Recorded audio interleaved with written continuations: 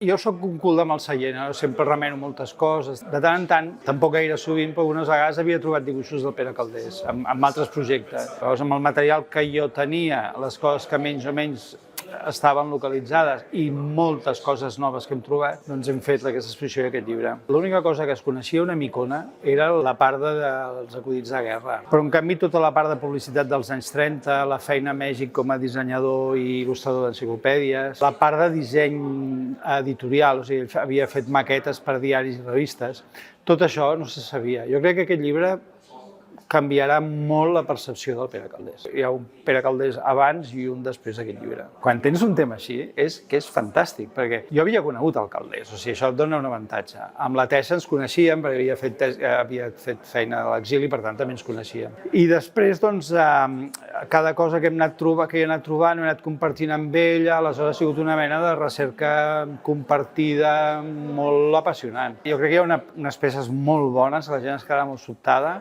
que és que l'any 31, clar, la Generalitat no tenia escut. I el Calders va fer 5 propostes per l'escut de la Generalitat.